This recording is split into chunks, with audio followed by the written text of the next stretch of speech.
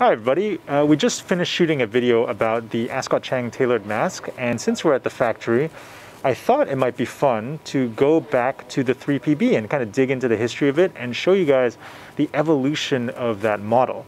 So again, I'm here with Justin Chang, as part of the Ascot Chang family, and he and I and the whole buying team at the Armoury spent a long time, maybe too much time, working on this product. So I'll start with this. This was the original prototype. And this was actually, like the direction of the product was a little different from what it ended up being. The direction of the product was meant to be more like a blouson, a little bit sleek, a little bit more dressy. You know, the final product was much more casual, but the original was meant to be much more dressy. And we tried to suggest that through a bunch of little details, right? So for instance, compared to the final one, we used quite small buttons. We actually had side seams. Side seam pockets like that. Side seam pockets, which I thought were kind of cool. So it was very clean in the front. Yeah, exactly, right?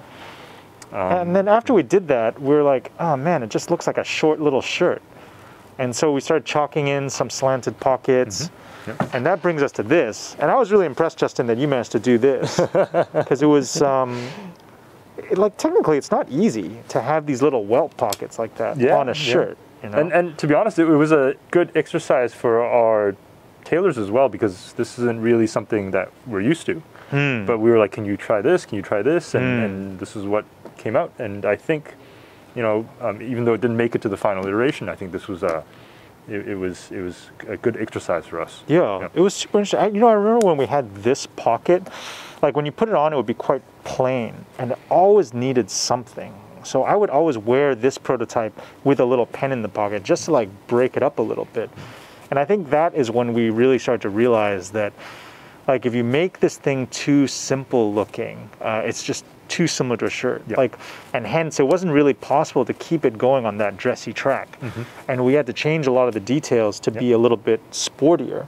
Like you're mentioning, the stitching changed on one revision too, right? So was it this one? With these two, actually, the stitching is fairly fine compared to the final version. And I think from 1 to 2, we already tried to go a little thicker on the stitching.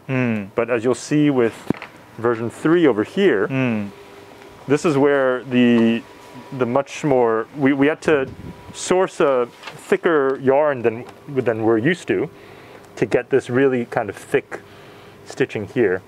And it gives more of a workwear type of feel.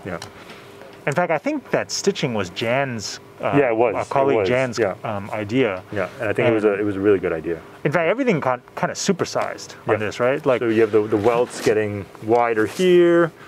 You have, I think, this getting a bit wider. We have the buttons going up two sizes or so.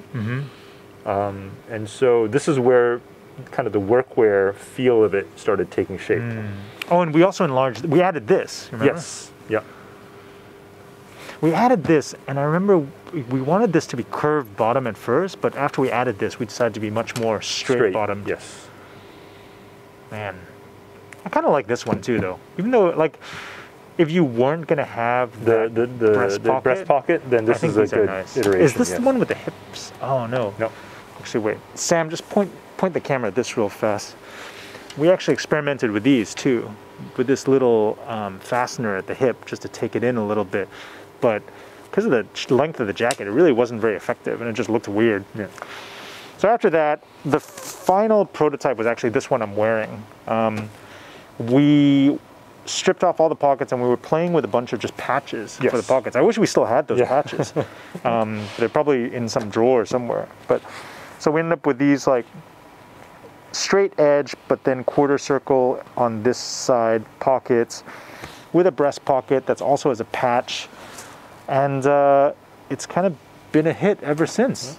I mean, this is like a funky special one that I did for myself out of old kimono fabric, because we can make these basically in any fabric, right? Like you even developed a lined version. We have a lined version. I think we did it out of Escorial wool. Yeah, that's right. I mean, it feels like butter when you slip it on. Yeah. That was actually the Escorial that Simon Crompton did as a collaboration with the company. And I was worried it would be a little too sticky. So we lined it as an experiment, and that one turned out really well. I look forward to releasing those in the winter, actually. That should be good. So there's a lot of options for these. And Yeah, man. Well, listen, thanks so much for your help in the development of it. Oh, no, it is thank you. definitely one of my favorite products at the Armoury. Yeah, it was fun. It was a long process, but it was fun. Yeah, because this is not the first product we've developed together either. No, right? I mean, no, we've done the polo shirts Yep. in like multiple colors. Yes. Jim has done a bunch of different casual wear shirts with you. Yeah. The overshirt, that 2-pocket one as well. Yeah. And we've got the holiday shirt Yeah. coming up a little bit later in this Day week. wear or shirt this week. coming. That's true, the day wear shirts And as of course well. the safari, which is, And the safari, which is, the OG, the safari. All right, man. Well, thanks for this trip down memory lane. Yeah. And No, thanks thank for you. watching. Yep.